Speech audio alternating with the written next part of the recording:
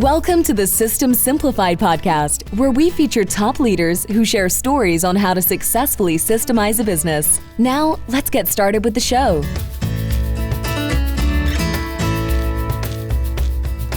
Hello, Adi Klevit here with the System Simplified podcast, where we interview top entrepreneurs, founders, and thought leaders about systematizing a business.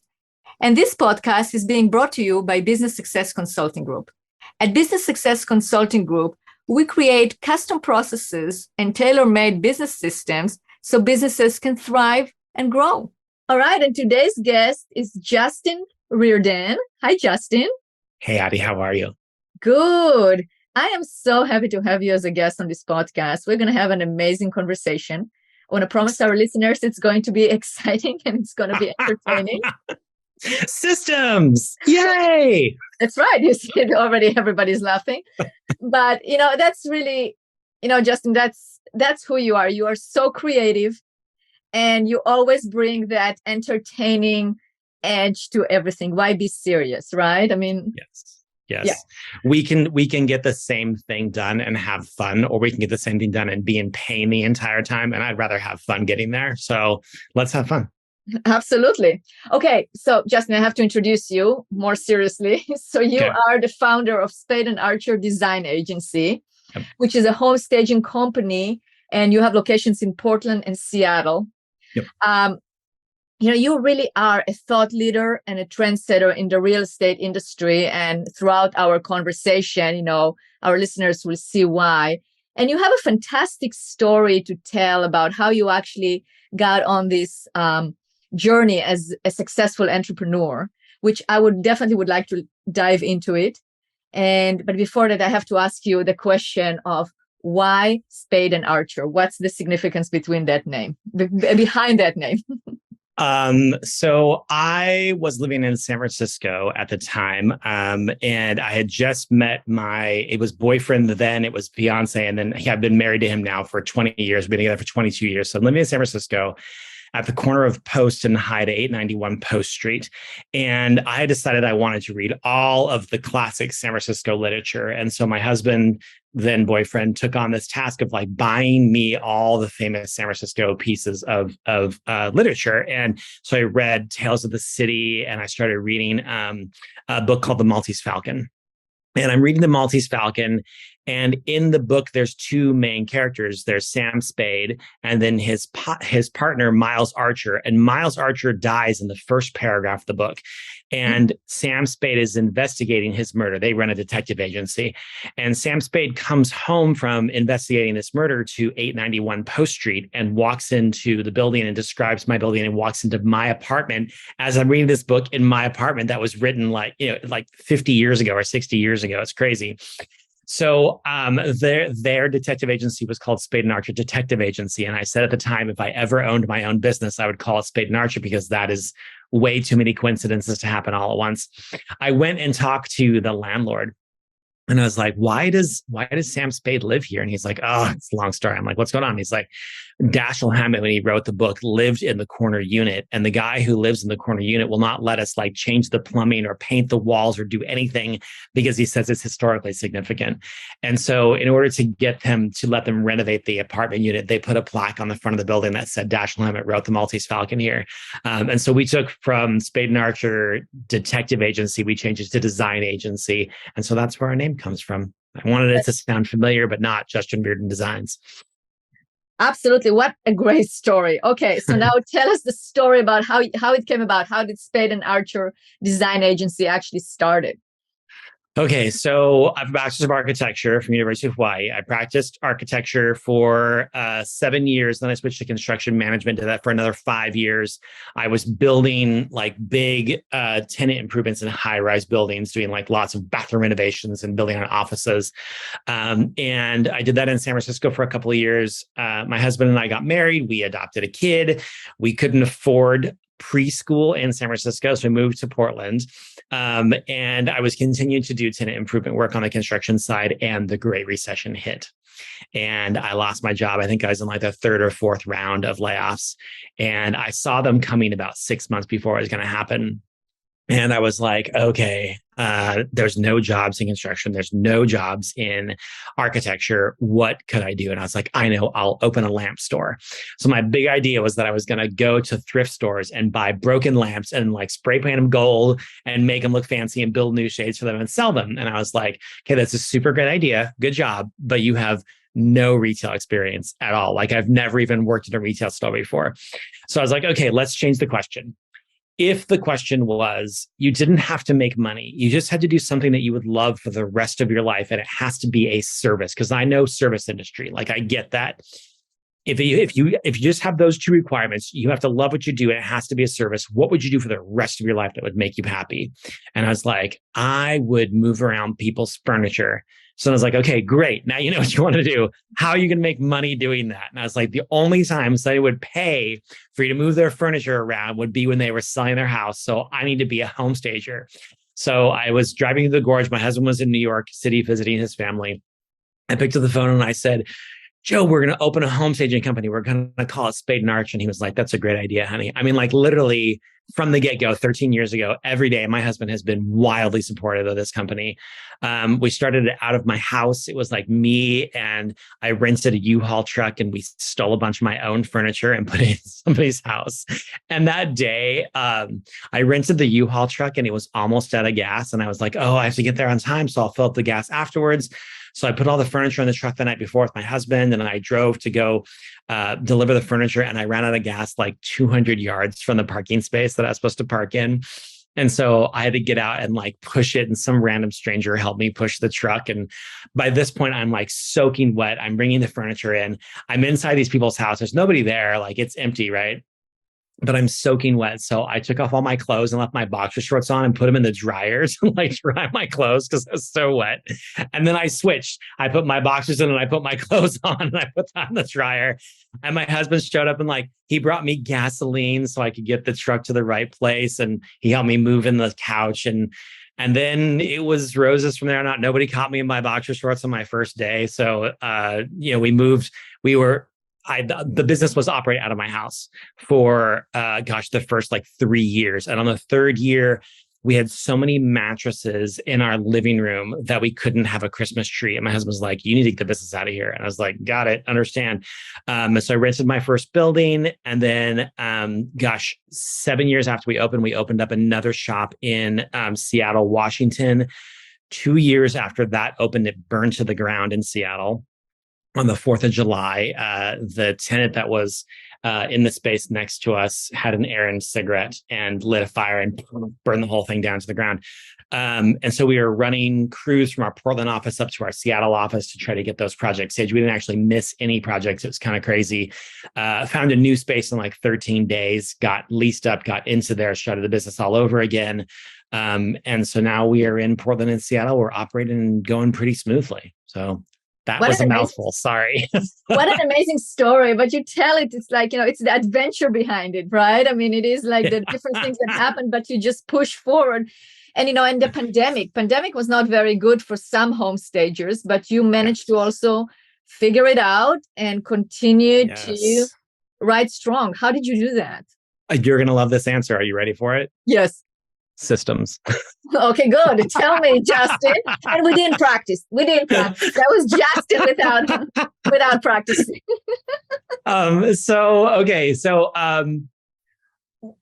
It all started. This is like 9 months before the pandemic started. I was sitting at home and I had run out of razor blades to shave my face.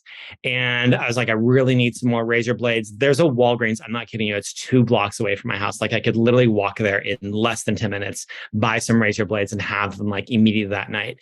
And instead of doing that, I was so freaking lazy that I opened my phone and went to my Amazon app and I ordered razor blades for probably twice the cost. And it was going to take another day for me to get them. But I was like, good enough. I don't need to shave for a day. And I realized that the reason why people were having a hard time working with us is that it wasn't easy. And we needed to make the process easy for them. And so at that point, about 90% of our phone calls were asking for a price. And we would say, well, we can get you a price, but we have to come look at your building first. And we have to put together an estimate for you, and we can have that. We can look at your billing in a week, and then we can get you an estimate in another like day or two. And then, it was this like probably 3-4 week long process to get home staging put into your house. And so we decided that we were going to kibosh that entire system and build a new system that enabled us to get a price into our client's hand in less than 5 minutes. That was our goal. And so we created this web page that has a massive database in it that shows everything we had priced for the last 13 years at this point. And we created this instant pricing tool where somebody can go in and they can actually put in the information for their project, and boom, it can send them a price immediately. The ramification of that is that we didn't realize what was happening is that we were actually building a dynamic pricing model. And a dynamic pricing model is one that will change the price of our product based on how much need there is for it. And so, of course, our prices go up in the summertime. They come down in the wintertime. People are used to it at this point. What I didn't realize was going to happen is that I basically became the owner of my market. And so when things got real tough, we actually ended up launching this system the Wednesday. Do you remember that Friday in March where we all locked down and stay at home? We were calling it instant pricing, and that we launched. So Wednesday was the day that we locked down. We launched it the following Friday, but between Wednesday and Friday, we changed the name from instant pricing to touchless pricing because we didn't have to be there. We didn't have to touch anything. And touch at that point, nobody knew about masks. We just knew you shouldn't touch surfaces. That's how you got COVID. And so this idea, what we were really afraid of is that people were going to be very afraid of the idea that we weren't shaking their hands and talking to them and having a warm personal touch. And COVID enabled us to remarket this as this really cold, sanitary, desirable thing. And so we remarketed it as touchless pricing. We kept that for about 18 months. We slowly transitioned it into instant pricing. By the time we came out of the pandemic, all of our clients were used to it and they're using this instant pricing machine. We took a 2.5-3 week long process and reduced it down to 17 minutes from the time you get a price to the time you get a contract, to the time you sign, to the sign that you pay. We can do the entire thing in 17 minutes. That is incredible. Wow. Thank you.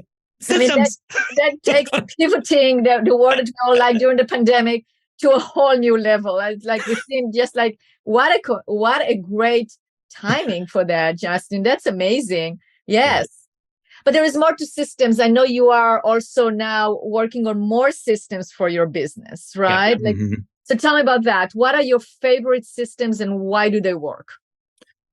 Okay, so we were using like PDFs to create contracts for our clients, and we would send it to them, and we were like, you can print it out and you can sign it and you can scan it and you can email it, but none of that sounds easy. And so we started looking for a new system to create some kind of signatures that were on our contracts. And my bank had used that system called DocuSign. And I was like, oh, DocuSign, let's give this a try. So we went into DocuSign, we did that. And we would send one email that was our contract, and then we would send another email that was the invoice, and they still had to do two things. And what I've noticed is that the reason why I like Amazon to shop is because the reason why the lazy side of me likes it is because it's like the one-click easy button. Like you can one action, that's it. That makes it so that you can get something done. And so I was like, okay, we need to make this into a one action thing. So we started doing all this research. We found a company called PandaDoc. And PandaDoc will do a signature page that immediately transitions into a payment page that talks to our credit card processor. So somebody can sign and pay the entire contract off of one email. And what's amazing about it is that it's only a reduction of one email, but it's also a reduction of 50% of the work that my client had to do. And by doing that, we're getting paid. It's something like 24 hours earlier than we used to. And so much of our time was spent chasing clients, getting that, like, you signed, now you didn't pay, or you paid, but you didn't sign. Now they just do it all at once. And it's beautiful. I love it. It's awesome. Yes. That's amazing. Amazing. Now, I know you told me that you're going to actually go on a long trip, right? Yes. Yes. Which is the dream of every business owner. Now, when we say Right. long, we mean here long, right? 24 months. Yes. 24 months to a destination where you're going to spend 7 weeks in each destination, right? Yeah. So there's 26 destinations. We rotate. We go 7 weeks, 1 week, 7 weeks, 1 week. And so it breaks into 8-week chunks. And so, yes.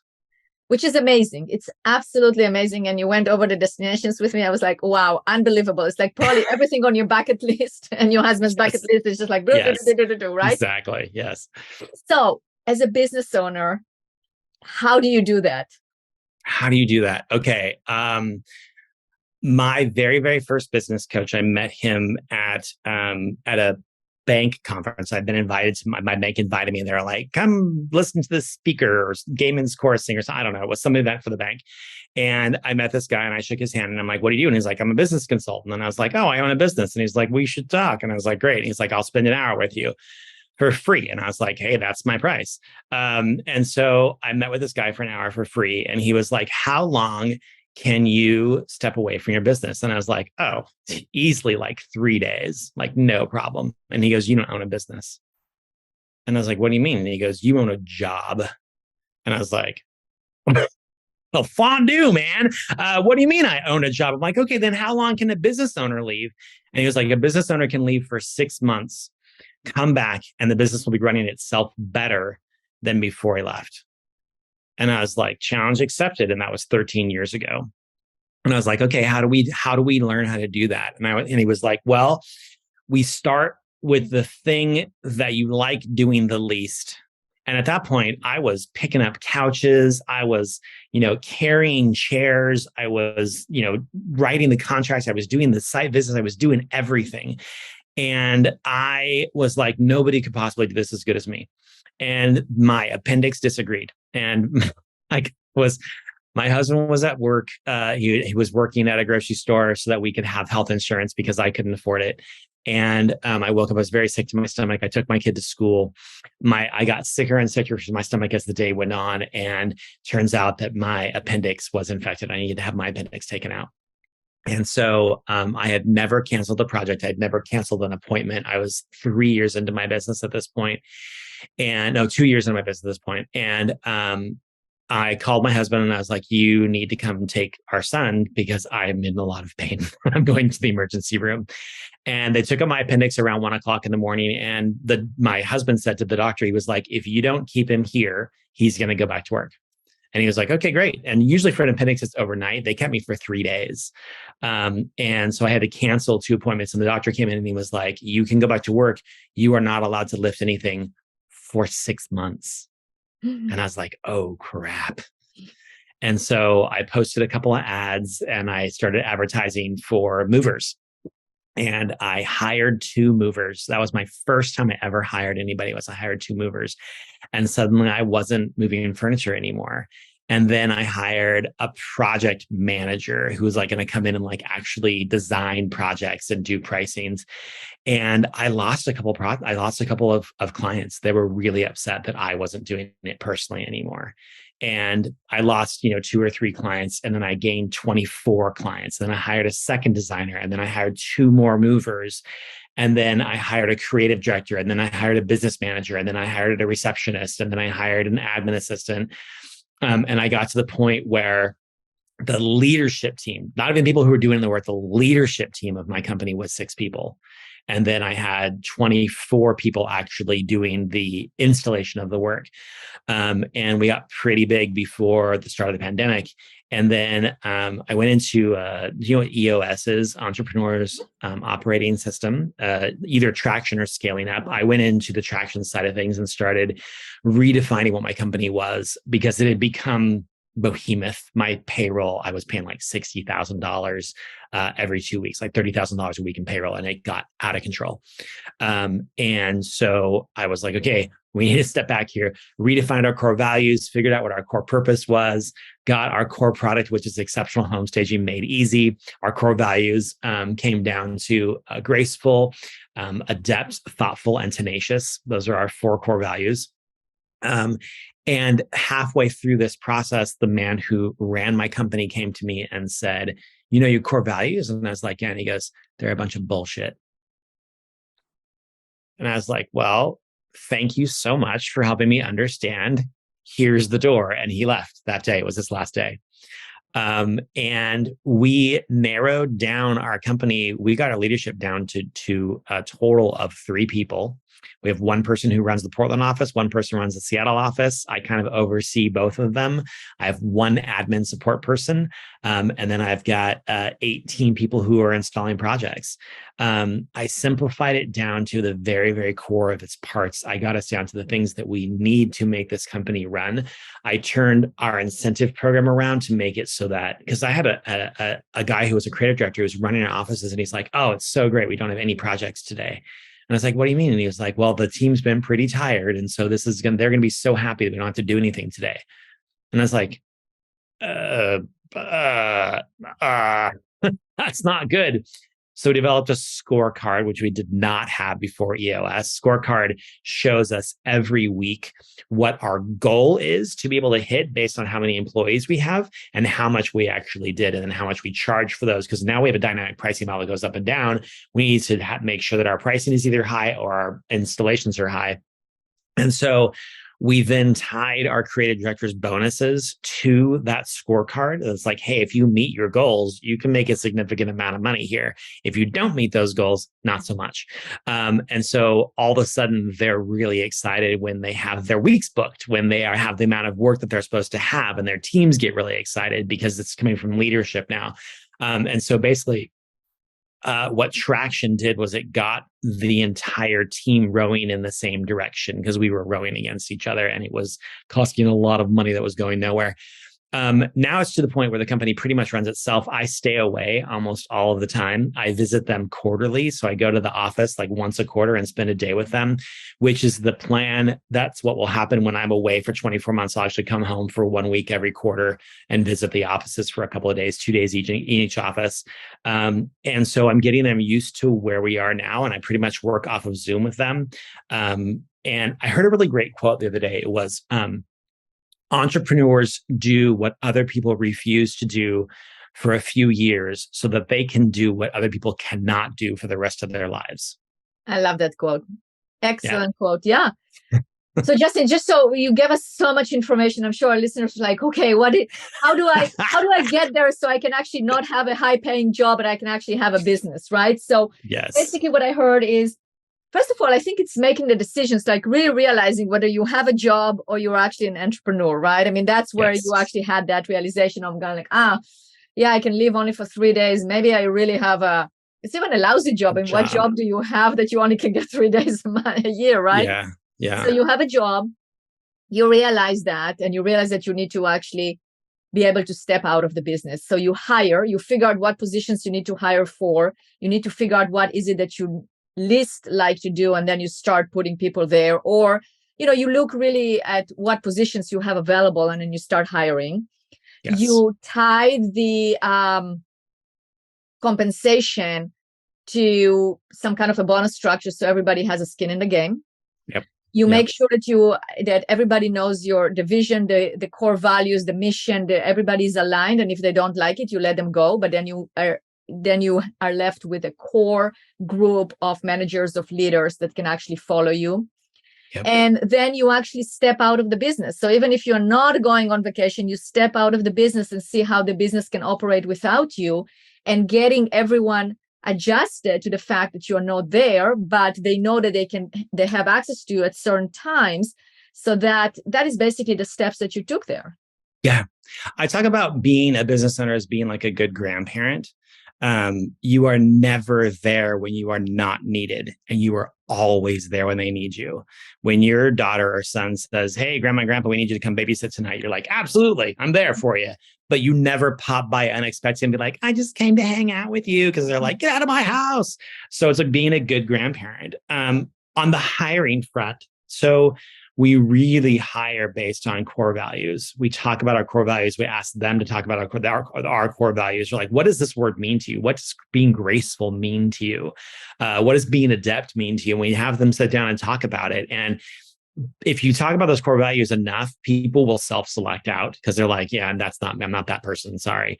And then I also have found that if I can hire somebody who can do a B plus or a B minus job in comparison to me, then that's good enough. People always talk about this. I like hire people that are smarter than you. Good luck with that. Nobody else has a skin in the game like we do as entrepreneurs, because if our business fails, we file for bankruptcy and start over. They just update their resume. So they're never going to care as much as you do. So if you can get somebody that's like, C plus B minus, like, woohoo, you won. We won. That's a good hire. If they're aligned with your core values, then we are in great shape.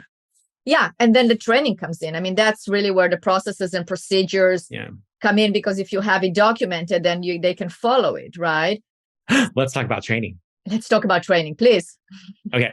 So for the last 2 years during COVID, because we weren't super busy, we had our crews go through and break down each task that they do and make a video about it. We're like, just make a video. Like, hey, let's show us how to make a bed. All right, show us how to plug in a lamp. Show us how to set a timer. Show us how to load a truck. And we created these videos. We put them on our Google Drive and made a link to them. And then we created a test around each video that was like, how to make a bed. Like, what do you start with when you make a bed? And it's basically just like enough to test that somebody actually watched the freaking video. And so it takes about a 10-hour day to watch all the videos for each position. And you go through, you take all the tests, your creative director gets the results from them. By the time you even get on the floor, you're 90% of the way trained. You already know how to do it by the time you get there. And like our training time used to be like 6 months. And now it's like a week. Like the systemization of training is like the best thing ever. And I know it's hard because, it's not like you just have all this free time when you own a business, right? So creating a systemized training program is tits. Absolutely. Absolutely. I mean, I love that example. Amazing. That's what we do day in and day out for businesses, is create those training videos and training and processes and procedures for the exact same reason that you were talking about. Is like it decreases like one of our clients just said, decreases training time by 75% at least. So that's so well done to do that. And you actually are proving that because you've done all those things, you are able to actually take a 24-month vacation. Amazing. Yes. So Justin, what will happen at the end of the 24 months? So my husband's significantly older than I am. I'm 48. My husband is 66. And so we're doing this vacation now because my son graduates from high school. He's going to go to college. And so we're not really responsible for the physical plant of raising my son anymore. And so after the end of 2 years, we will come back. And the idea then is that we will either settle in either Washington or Oregon, because my business is both places, and we'll snowbird. We'll spend summers in the Pacific Northwest, and then we'll spend winters elsewhere. And we're not really looking to summer in the same place over and over and over again. We're looking to summer in different places and use the Airbnb system. Airbnb and Lyft and the gig economy has made it very possible to travel. And I know that this is such a trite book, but Tim Ferriss's 4-Hour Workweek has an entire chapter on travel. And this idea of being the new rich is this idea that you have endless amounts of time. Tom Ford said the other day that the only thing that is luxury is quiet and time. Those are the only two true luxury items in the world at this point, because really with money, you can buy anything. Like if you have enough money, you can buy anything. It doesn't matter, but you can't buy time and you can't buy quiet. And so by being able to take that time, it's going to teach us how to be quiet, because I'm not super good at that right now. It's a good question, though. Amazing. I think I'm going to interview you again when you come back from your 24 months, and then we'll tell. No, it will be great. Like you're going to come on the show, and you're going to say, the agency have done great. You actually tripled or quadrupled because you were not there. Not because you were not there, but because you enabled your leadership team to work by themselves and just get it to a whole new level. And then, knowing you, Justin, you're probably going to start something else, because you're not going to just sit and do nothing. So that's my bet. From your mouth to God's ears. Let's just make that happen right now. Oh, it's going to be, you're not going to sit and do nothing. You're going to find something interesting where you can help people, or you can do your next game in your next game. I know that for sure. Yeah, absolutely. Well, Justin, that has been so inspiring. So thank you so much for sharing all this information. And I really appreciate you being a guest on this podcast.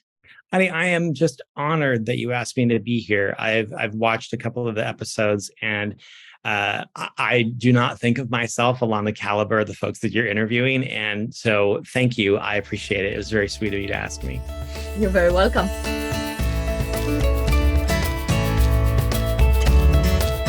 Thanks for listening to the System Simplified podcast. We'll see you again next time, and be sure to click subscribe to get future episodes.